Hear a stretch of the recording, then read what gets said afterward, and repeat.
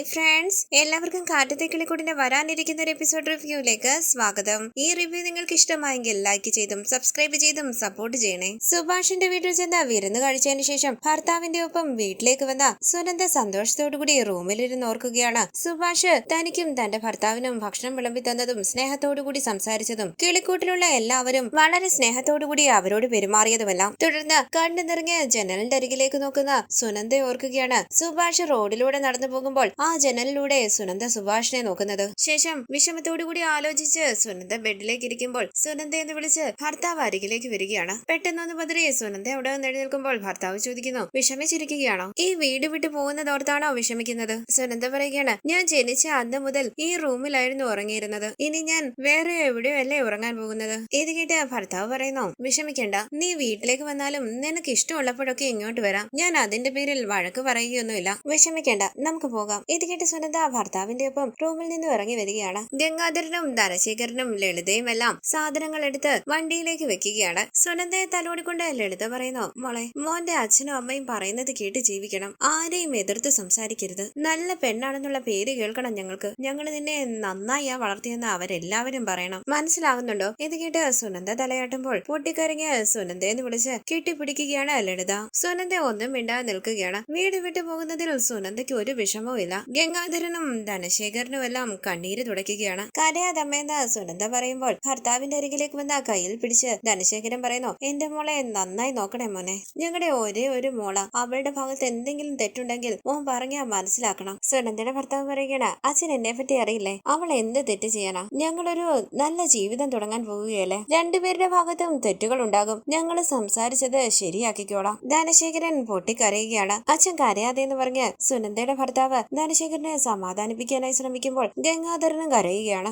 ഗംഗാധരന്റെ അരികിലേക്ക് ചെന്ന സുനന്ദ പറയുന്നു, മാമ വിഷമിക്കാതെ, ഞാൻ ഇവിടെ ഇല്ലാന്ന് കരുതി ഗുളിക കഴിക്കാനൊന്നും മറക്കരുത്. ഞാൻ എടുത്തു തരാൻ പറ്റില്ലെങ്കിലും ഏതൊക്കെ സമയത്താണ് ഗുളികകൾ കഴിക്കേണ്ടതെന്ന് ഞാൻ കവറിന് പുറത്ത് എഴുതി വെച്ചിട്ടുണ്ട്. കൃത്യമായിട്ട് മരുന്നെടുത്ത് കഴിക്കണേ. കരയാതെ മാമ. കരഞ്ഞോണ്ട് ലളിത പറയുന്നു, ദിവസവും ഇവളാ ചേട്ടന് മരുന്നൊക്കെ എടുത്തു കൊടുക്കുന്നത്. സുനന്ദ മോളെ സന്തോഷമായിട്ട് കഴിയണം. സുനന്ദ ദേഷ്യത്തോടുകൂടി ലളിതയെ നോക്കുകയാണ്. സുനന്ദയുടെ ഭർത്താവ് ചോദിക്കുന്നു, സുനന്ദ നമുക്ക് പോകാന്ന് പറഞ്ഞ സന്തോഷത്തോടു കൂടി തലയാട്ടുകയാണ് സുനന്ദ. ഇത് കണ്ട് അമ്പരന്ന് സുനന്ദയെ ശ്രദ്ധിക്കുകയാണ് ലളിത. ഞങ്ങൾ പോയിട്ട് വരാന്ന് പറഞ്ഞ് സുനന്ദയുടെ ഭർത്താവും വീട്ടുകാരും എല്ലാം വണ്ടിയിലേക്ക് കയറുകയാണ്. ധനശേഖരൻ കാറിന്റെ അരികിലേക്ക് ചെന്ന് അവരോട് സംസാരിക്കുന്നു. സുനന്ദ സന്തോഷത്തോടു കൂടി കാറിലേക്ക് കയറാനായി തുടങ്ങുമ്പോൾ ലളിത പൊട്ടിക്കരയുകയാണ്. ഗംഗ ചോദിക്കുന്നു, ലളിതേ, നീ എന്തിനാ ഇങ്ങനെ കരയുന്നത്? അവളുടെ കല്യാണം കഴിഞ്ഞല്ലേ പോകുന്നത്. സന്തോഷമായിട്ട് വേണം അവളെ പറഞ്ഞു വിടാൻ. മോള് പോയി വണ്ടിയിൽ കയറ്, ഞാൻ പോയിട്ട് വരാം മാമാന്ന് പറഞ്ഞ് സുനന്ദ കാറിലേക്ക് കയറാനായി തുടങ്ങുമ്പോൾ ലളിത കരഞ്ഞോട് സുനന്ദയെന്ന് വിളിക്കുകയാണ്. ഇത് കേട്ട് സുനന്ദ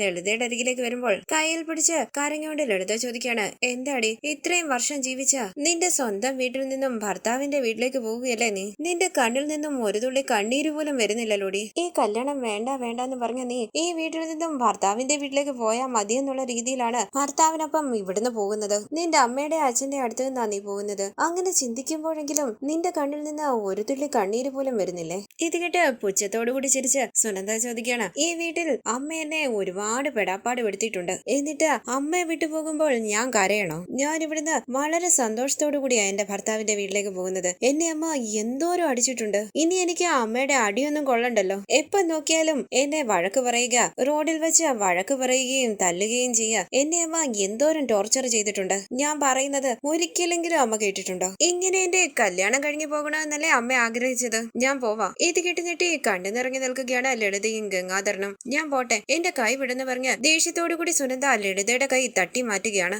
ലളിത വിശ്വസിക്കാനാകാതെ കണ്ണു നിറഞ്ഞ് സുനന്ദയെ തന്നെ നോക്കുമ്പോൾ തകർന്നു നിൽക്കുകയാണ് ലളിത.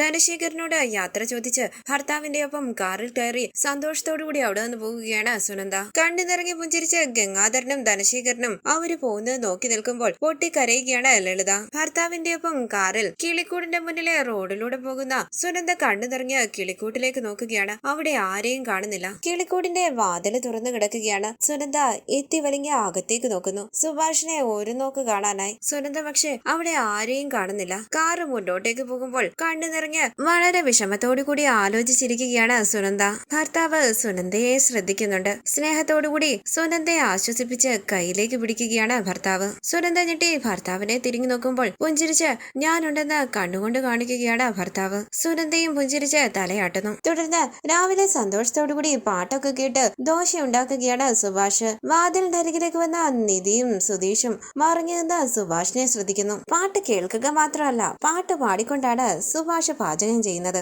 സുധീഷ് പറയുകയാണ്, നിധി കേട്ടില്ലേ, സുഭാഷ് ഏട്ടൻ പാട്ട് പാടിക്കൊണ്ട് പാചകം ചെയ്യുന്നത്. സുഭാഷ് ഏട്ടൻ ഇത്ര നന്നായി പാടുമോ എന്ന് നിധി ചോദിക്കുമ്പോൾ സുധീഷ് പറയുകയാണ്, ഞാനും ഇപ്പോഴാ അറിഞ്ഞത്. സുഭാഷ് ഏട്ടനെ ഡിസ്റ്റർബ് ചെയ്യേണ്ടെന്ന് പറഞ്ഞ് നിധി സുധീഷിനെയും കൂട്ടി ഹോളിലേക്ക് പോയി ഇരിക്കുകയാണ്. സുധീഷ് പറയുന്നു, നിധി സുഭാഷ് ഏട്ടനെ മനസ്സിലാകുന്നതേ ഇല്ല. 2 ദിവസത്തിന് മുമ്പ് സുനന്ദയുടെ കല്യാണമാണെന്ന് പറഞ്ഞ് ഒരുപാട് വിഷമിച്ചു. ഇന്നലെ കൂടെ സുഭാഷ് ഏട്ടന്റെ മുഖം ഡള്ളായിട്ടിരിക്കുകയായിരുന്നു. സുനന്ദയും ഭർത്താവും വിരുന്നിന് വന്നു പോയതിനു ശേഷം വിഷമം എല്ലാം മറന്ന് പഴയ സുഭാഷ് ഏട്ടനായി മാറി. എങ്ങനെ ഇതെല്ലാം ഒന്നും മനസ്സിലാകുന്നില്ല. നിധി പറയുകയാണ്, സുഭാഷ് ഏട്ടനും ഒരു മനുഷ്യനല്ലേ. സുനന്ദയെ നല്ലൊരാളാണ് കല്യാണം കഴിച്ചിരിക്കുന്നത്. നല്ലൊരു കുടുംബമാണ് സുനന്ദയ്ക്ക് കിട്ടിയിരിക്കുന്നത്. അയാളുടെ ഒപ്പം സുനന്ദ സന്തോഷമായി ജീവിക്കുമെന്നറിഞ്ഞത് സുഭാഷ് ഏട്ടന്റെ മനസ്സിനെ ഒരുപാട് തൃപ്തിപ്പെടുത്തിയിട്ടുണ്ട്. സുധീഷ് പറയുകയാണ്, സുഭാഷ് ഏട്ടൻ സന്തോഷമായിട്ടൊക്കെ ഇരിക്കട്ടെ, പക്ഷെ അതെങ്ങനാ ഇഷ്ടപ്പെട്ട ഒരു പെണ്ണിനെ മറ്റൊരാൾക്ക് വിട്ടുകൊടുക്കാൻ കഴിയുന്നത്? നിധി പറയുകയാണ്, അറിയില്ല. സുഭാഷ് ഏട്ടൻ എപ്പോഴും താൻ ഇഷ്ടപ്പെടുന്നവരെല്ലാം നന്നായി ജീവിക്കണമെന്നല്ലേ ആഗ്രഹിക്കുന്നത്. താൻ ഇഷ്ടപ്പെടുന്നവർ സന്തോഷിക്കുന്നത് കണ്ട് സന്തോഷിക്കാൻ കഴിയുന്നത് ഒരു വലിയ കാര്യമല്ലേ. സുഭാഷ് ഏട്ടൻ ഇഷ്ടപ്പെട്ട പെണ്ണ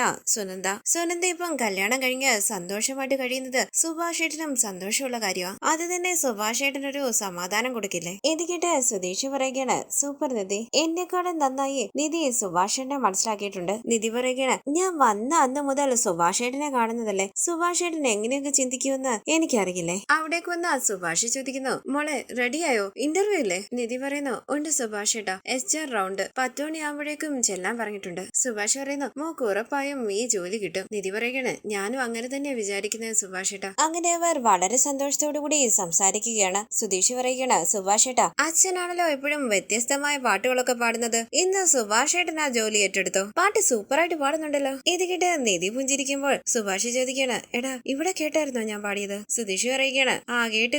ഇവിടെ മാത്രമല്ല, അടുത്ത വീട് വരെ കേട്ടു കാണും. സുഭാഷ് ചമ്മലോടുകൂടി നിൽക്കുമ്പോൾ സുധീഷ് പറയുകയാണ്, നന്നായി പാടിയത്. സുഭാഷ് ഏട്ടന്റെ ഉള്ളിൽ ഇങ്ങനെ ഒരു പാട്ടുകാരനുണ്ടെന്ന് ഞാനിപ്പോഴാണ് അറിഞ്ഞത്. സുഭാഷ് പറയുന്നു, ചുമ്മാതിരിക്കടാ. സുധീഷ് പറയുകയാണ്, നിധി സുഭാഷ് ഏട്ടന് നാണം വരുന്നുണ്ട്. സുഭാഷ് പറയുന്നു, നിങ്ങൾ വാ, ഞാൻ ദോശ എടുത്തു വെക്കാം, കഴിച്ചിട്ട് നിധിയും കൊണ്ട് ഇന്റർവ്യൂവിന് പോകും. അങ്ങനെ സുഭാഷ് അടുക്കളയിലേക്ക് പോകുമ്പോൾ പുഞ്ചിരിച്ച് പിന്നാലെ പോവുകയാണ് സുധീഷും നിധിയും. സുഭാഷ് സുനന്ദയെ ഒരുപാട് സ്നേഹിച്ചിരുന്നു. സുനന്ദയും സുഭാഷിനെ ഒരുപാട് സ്നേഹിച്ചു. അവർക്ക് ഒന്നിക്കാൻ കഴിഞ്ഞില്ല. ഇപ്പോൾ സുനന്ദയുടെ വിവാഹം കഴിഞ്ഞിരിക്കുകയാണ്. സുനന്ദയെ തനിക്ക് നഷ്ടമായി എന്ന സത്യം തിരിച്ചറിഞ്ഞ് അതുമായി പൊരുത്തപ്പെട്ട അനുജന്മാരുടെയും നിധിയുടെയും ഒപ്പം സന്തോഷത്തോടുകൂടി കഴിയുകയാണ് സുഭാഷ്. കുറച്ച് നാളുകൾക്ക് ശേഷം സുഭാഷിന്റെ ജീവിതത്തിലേക്ക് ഒരു പെൺകുട്ടി എത്തും. സുഭാഷിന്റെ ഒപ്പം ജോലി ചെയ്യുന്ന ബംഗാളി ചേട്ടന്റെ സഹോദരി. ബ്യൂട്ടീഷ്യൻ കോഴ്സ് പാസ്സായ ആ പെൺകുട്ടി ജോലിക്കായിട്ടാണ് സഹോദരന്റെ ഒപ്പം തിരുവനന്തപുരത്ത് എത്തിയിരിക്കുന്നത്. സൈറ്റിൽ വെച്ച് ബയ്യ സുഭാഷിനോട് തന്റെ സഹോദരി നാട്ടിലെത്തിയ കാര്യം പറയുകയാണ്. ശേഷം സഹോദരിയെ അവിടേക്ക് വിളിച്ച് സുഭാഷിനെ പരിചയപ്പെടുത്തുകയാണ്. ആ പെൺകുട്ടി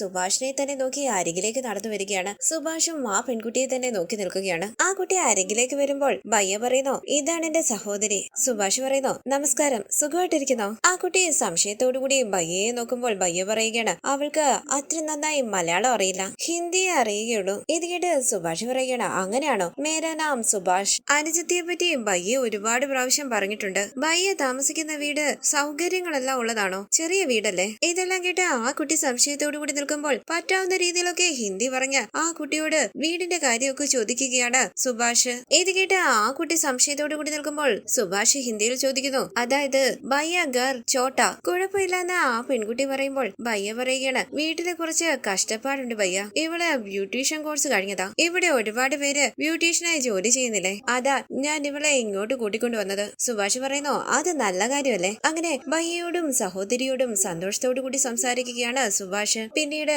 ബയ്യയ്ക്ക് വേണ്ടി ഭക്ഷണം കൊണ്ടുവരുമ്പോൾ സുഭാഷിന് വേണ്ടിയും ആ പെൺകുട്ടി ഭക്ഷണം കൊണ്ടുവരും. അവരെല്ലാവരും അങ്ങോട്ടും ഇങ്ങോട്ടും ഷെയർ ചെയ്ത് ഭക്ഷണം കഴിക്കും. അങ്ങനെ സുഭാഷും ആ പെൺകുട്ടിയും കൂടുതൽ അടുക്കുകയാണ്. ഇതിനിടയിൽ നിധിയും സുഭാഷിന്റെ അനുജന്മാരും സുഭാഷിന് വേണ്ടി ഒരുപാട് വിവാഹാലോചനകൾ നോക്കുന്നുണ്ട്. നിശ്ചയം വരെ എത്തിയ ഒരു കല്യാണം സുഭാഷിന്റെ മുടങ്ങി പോവുകയാണ്. വരുന്ന ആലോചനകളെല്ലാം മുടങ്ങി പോകുന്നത് കാരണം കിളിക്കൂട്ടിലുള്ള എല്ലാവരും സുഭാഷിന്റെ വിവാഹക്കാരി ഓർത്ത് വിഷമിക്കുകയാണ്. തുടർന്ന് സുഭാഷ് വളരെ വിഷമത്തോടുകൂടി ബയ്യയുടെ വീട്ടിലേക്ക് വരികയാണ്. ബയ്യ സ്നേഹത്തോടുകൂടി സുഭാഷിനെ സമാധാനിപ്പിക്കുമ്പോൾ കുറച്ചപ്പുറത്തായി നിൽക്കുന്ന സഹോദരി സ്നേഹത്തോടുകൂടി സുഭാഷിനെ തന്നെ നോക്കി നിൽക്കുകയാണ്. തന്റെ അനുജത്തിക്ക് സുഭാഷിനെ ഇഷ്ടമാണെന്ന് മനസ്സിലാക്കിയ ബയ്യ സുഭാഷും അനുജത്തിയും തമ്മിലുള്ള കല്യാണം നടക്കണമെന്ന് ആഗ്രഹിക്കുന്നുണ്ട്. അനുജത്തി ഒന്ന് നോക്കിയിട്ട് ബയ്യ പറയുകയാണ്, ഞാനിത് ചോദിക്കാൻ പാടുണ്ടോന്ന് എനിക്കറിയില്ല. എന്നാലും ഞാൻ ചോദിക്കുക, എന്റെ അനുജത്തിയെ കല്യാണം കഴിക്കുമോ സുഭാഷ് ഭയ്യ? സുഭാഷ് വിശ്വസിക്കാനാകാതെ ഭയ്യയുടെ അനുജത്തിയെ നോക്കുമ്പോൾ അനുജത്തിയും സുഭാഷിനെ തന്നെ നോക്കി നിൽക്കുകയാണ്. ഭയ്യ ചോദിക്കാണ്,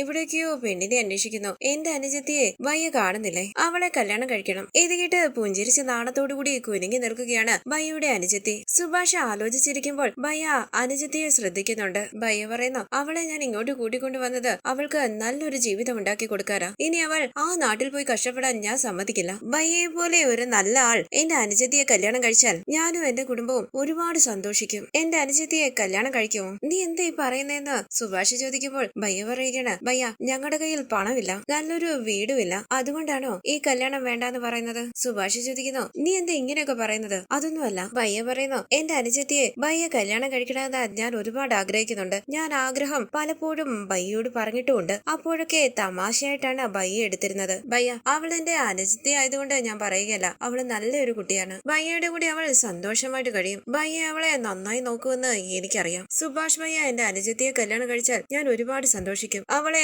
നല്ല ഒരാളുടെ കയ്യിൽ പിടിച്ചേൽപ്പിച്ചെന്നുള്ള തൃപ്തി ഉണ്ടാകും എനിക്ക്. സുഭാഷ് ഭയ്യ ആലോചിച്ചിട്ട് പറഞ്ഞാൽ മതി. ആലോചിച്ചിട്ട് ഈ കല്യാണം വേണ്ടാന്ന് പറഞ്ഞാലും എനിക്കൊരു പ്രശ്നമില്ല ഭയ്യ.